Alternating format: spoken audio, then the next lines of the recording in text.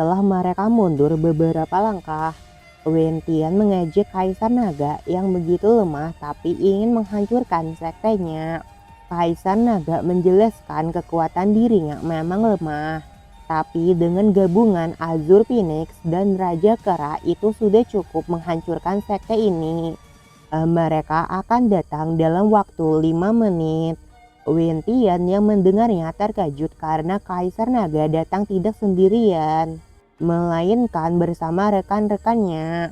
Jika begitu, maka dirinya akan kesulitan melindungi sekte ini. Kita akan berpindah ke Azure Phoenix dan Raja Kera, yang dimana mereka sedang dalam perjalanan menyusul Kaisar Naga. Di sana juga ada Qintian yang mengeluarkan pesawat kertas yang diberi nama peserta nomor 78. Qintian menyerang mereka berdua dengan menerbangkan pesawat kertas itu. Dalam sekejap pesawat kertas itu berubah menjadi banyak. Mereka berdua panik dikarenakan pesawat kertas itu terus saja mengikuti dari belakang. Setelah pesawat kertas itu cukup dekat, tiba-tiba mengeluarkan percikan api. Dan pada akhirnya sebuah ledakan pun terjadi. Walaupun Raja Kera dan Azure Phoenix terkena ledakan, tapi mereka berdua baik-baik saja. Azure Phoenix bingung benda apakah yang berada di depannya. Ternyata itu adalah panci yang sangat besar. Bahkan panci itu juga memiliki mata. Di sana ada Qintian yang meminta mereka berdua segera pergi dari sini. Dikarenakan dirinya telah memblokir jalan ini. Raja Kera dan Azure Phoenix terkejut karena orang yang berada di atas panci itu adalah Qintian. Raja Kera menanyakan apakah Qintian berasal dari sekte pedang kunlun. Qintian membenarkannya. Qintian juga akan memberikan hadiah kepada Raja Kera. Raja Kera dan Azure Phoenix yang mengetahui Qintian sangat kuat.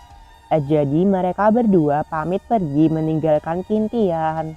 Qintian meminta mereka untuk segera mengambil hadiahnya. Hadiah yang Qintian sebutkan itu adalah naga emas. Terlihat tangan naga emas raksasa muncul dari langit yang langsung saja menerkam Raja Kera dan Azure Phoenix. Alhasil sebuah ledakan pun terjadi yang membuat mereka berdua terkapar di tanah tak sadarkan diri. Qintian tidak menyangka mereka berdua sangat lemah. Bahkan satu serangan saja sudah mampu membuat mereka berdua tak sadarkan diri. Kita akan berpindah ke Kaisar Naga, yang dimana Wentian menanyakan, ini sudah setengah jam berlalu, apakah teman Kaisar Naga tidak akan datang? Kaisar Naga yang marah meminta pasukannya untuk pergi meninggalkan sekte ini. Para murid memberikan pujian kepada Wentian yang sangat cocok menjadi ketua sekte karena berhasil mengusir ras iblis. Wentian berpikir suku Yao dari Gunung Primordial sudah mengetahui bahwa Miaoling telah membangkitkan garis keturunan Phoenix es kuno. Jadi dirinya harus segera kembali ke gunung. Kita akan berpindah ke Kaisar Naga yang sedang dalam perjalanan pulang. Di sana Kaisar Naga marah-marah karena Raja Kera dan Azure Phoenix tidak datang, yang membuat dirinya malu. Iblis Katak mencoba menenangkan Kaisar Naga. Katak itu menawarkan teh kepada Kaisar Naga. Kaisar Naga yang terlanjur marah membentak Iblis Katak itu. Jika saja Iblis Katak lebih kuat maka bisa mengalahkan wanita itu dan dirinya tidak akan berada dalam keadaan menyedihkan. Terlihat di sana juga ada Qintian yang sedang dalam perjalanan kembali ke sektenya. Qintian merasa dirinya sudah lama tidak makan daging sapi. Jadi dirinya akan memasak sapi rebus untuk malam ini. Setengah bulan kemudian, terlihat di sana Qintian baru saja bangun tidur. Qintian sedikit terkejut karena hari sudah senja. Setelah dipikir-pikir, dirinya tidur sepanjang hari. Walaupun Miaoling mencoba membangunkannya untuk latihan, tapi Qintian tetap saja tidur. Bahkan Miaoling sudah beberapa kali membujuk Qintian supaya bangun tidur, tapi Qintian tetap saja tidur. Qintian sangat senang setelah setengah bulan Miaoling berhenti mengganggunya. Untuk merayakannya, Qintian akan memasak daging sapi malam ini. Beberapa lama kemudian malam pun tiba. Kita akan berpindah ke tempat Miaoling latihan, yang dimana Miaoling seperti berada dalam sangkar atau jaring berwarna merah. Bahkan daun-daun juga berterbangan mengelilinginya. Tapi yang anehnya, daun-daun itu memiliki lubang seperti telah terkena serangan energi spiritual. Setelah Miaoling membuka matanya, Qintian datang lalu mengajak Miaoling makan bersama. Miaoling menolaknya karena tidak ingin makan. Qintian berjalan mendekati Miaoling. Qintian menanyakan, bukankah Miaoling sebelumnya sedingin es? Tapi sekarang tidak lagi, apa yang sebenarnya terjadi? Miaoling meminta agar Qintian tidak menyentuhnya. Miaoling menjelaskan ini hanya efek samping dari melatih Supreme Oblivion Record. Qintian mengatakan Supreme Oblivion Record sepertinya dirinya pernah mendengarnya. Di sini dijelaskan Supreme Oblivion Record adalah metode kultivasi untuk mencapai alam kaisar dengan memutuskan emosi. Qintian memukul kepala Miaoling dengan mengatakan, bukan memutuskan emosi tapi mengendalikan emosi. Itu mengajarkan seseorang untuk berpikir luas dan berjiwa bebas. Qintian merasa mengendalikan emosi atau memutuskan emosi sepertinya tidak cocok dengan Miaoling. Sebagai kultivator pedang, Miaoling lebih cocok mengikuti kata hati Miaoling sendiri. Jadi dirinya akan memberikan metode kultivasi Heart Sword Art yang dapat membantu Miaoling melangkah ke alam supreme. Buku ini dihargai cuma 200 style. Miaoling menanyakan apakah alam supreme itu di atas alam kaisar. Qintian membenarkannya. Miaoling langsung saja membeli buku metode kultivasi dengan harga 200 style. Setelah Qintian menerima uangnya, Miaoling yang mendapatkan buku metode kultivasi gemetar karena harta yang sangat sulit ditemukan. Meskipun melewati banyak bahaya di kehidupannya sebelumnya, kini dengan mudah didapatkan. Miaoling memanggil gurunya, lalu tersenyum dan mengucapkan terima kasih kepada Qintian. Qintian berpikir harga 200 style itu sepadan dengan senyuman manis Miaoling. Qintian mengajak Miaoling pergi latihan dan selesaikan latihan Miaoling sebelumnya. Beberapa lama kemudian ada seseorang yang terbang ke suatu tempat. Orang itu sampai ke tempat Miaoling latihan yang dimana orang itu memanggil Qintian dengan sebutan adik junior. Qintian meminta agar orang itu mempelankan suaranya. Orang itu ternyata bernama Yan Qingshi. Qingshi menanyakan apa yang Qintian lakukan. Qintian menjelaskan metode kultivasi Miaoling sebelumnya salah. Qingshi menanyakan apakah Miaoling baik-baik saja. Qintian mengatakan dia baik-baik saja. Dia berlatih teknik baru dengan bantuan gurunya, dan dia menjadi lebih kuat dari sebelumnya. Qingshi memberikan 2 jempol karena itu sangat luar biasa. Terlihat Miaoling sedang fokus berlatih teknik metode kultivasi. Tapi tiba-tiba ada suara Qintian bersama Qingshi yang sepertinya lagi makan bersama. Mereka berdua memakan kentang goreng. Qingshi memberikan pujian kepada Qintian karena yang terbaik di seluruh sekte dalam hal memasak. Bermacam-macam godaan yang memasuki pikiran Miaoling. Dan pada akhirnya Miaoling marah-marah karena Qintian terlalu berisik, sehingga menyebabkan dirinya tidak bisa berkonsentrasi. Qintian mengatakan dirinya punya alasan kenapa melakukannya.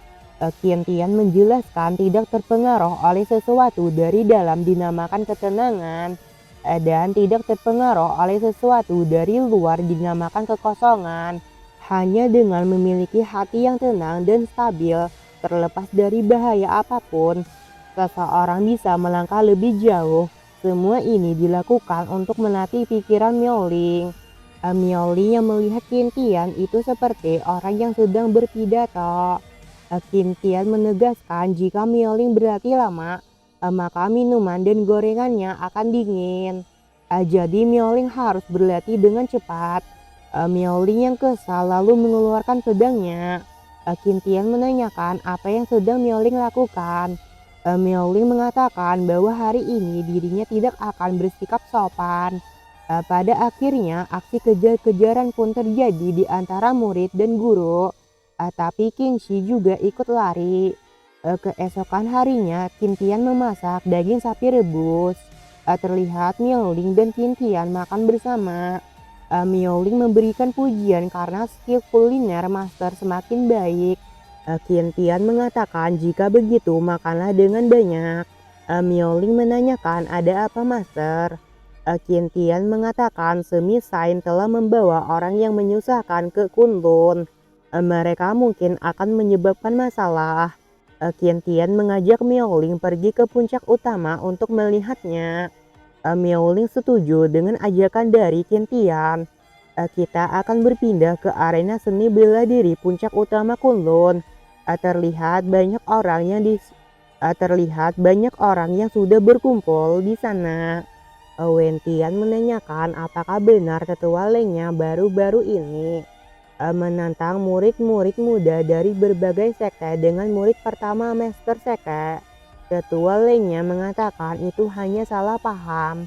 Di sini dijelaskan lainnya adalah tetua besar Sekte Panglai. Tetua lainnya menjelaskan itu karena Sehan Huo telah mencapai titik puncak. Jadi dia ingin bertukar wawasan dengan murid dari sekte lain dan menemukan peluang terobosan. Mereka juga datang ke sini hanya ingin menyaksikan garis keturunan yang digosipkan itu. Wentian meminta maaf kepada tetua lainnya karena Miaoling sedang dalam pengasingan diri jadi tidak bisa datang. Tetua lainnya mengatakan bahwa tampaknya mereka tidak beruntung. Terlihat di arena pertarungan ada dua orang yang bersiap bertarung. Kita akan diperkenalkan Bai Shihahua adalah murid pertama Master Sekte Feng Lai, yang dimana Shihahua merasa bosan menunggu. Kita juga akan diperkenalkan Xuan Lai, putra dari ketua puncak Yu Lai.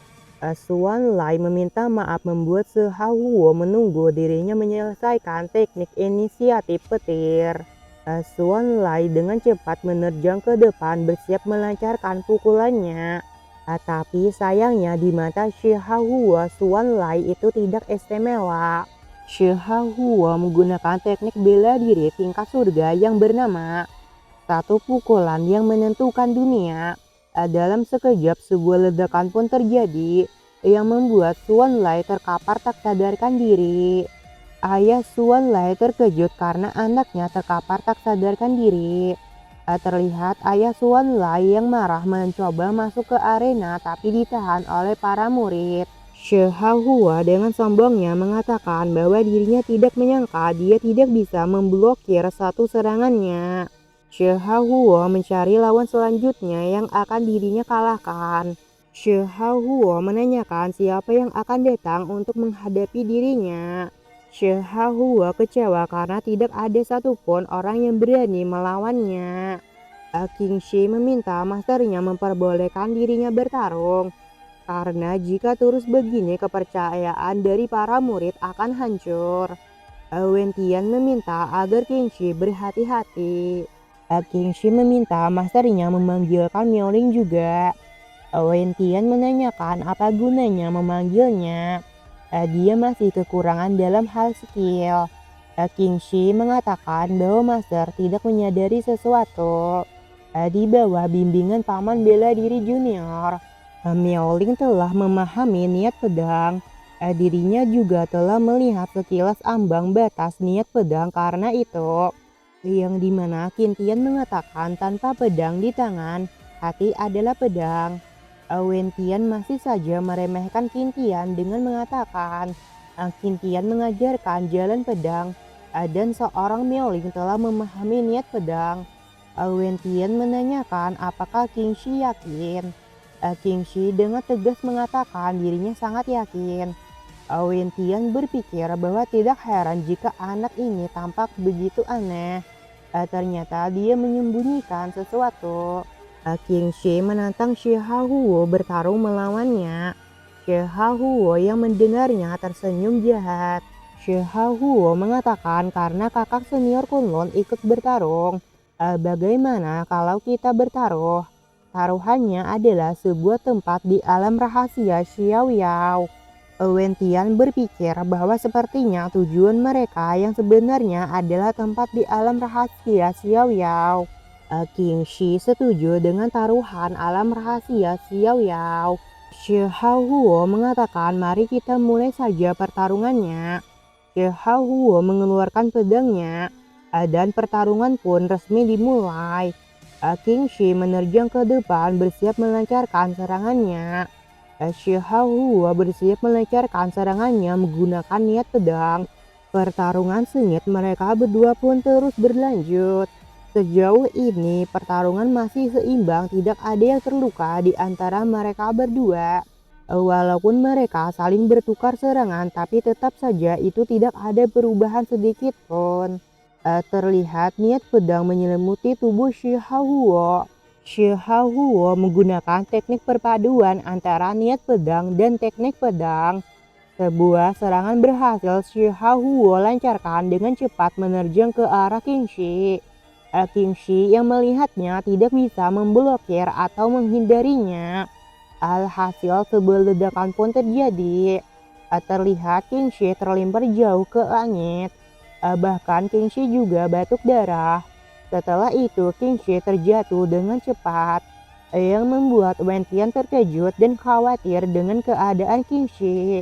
Terlihat Shi Haohuo mencoba melihat seberapa jauh jatuhnya.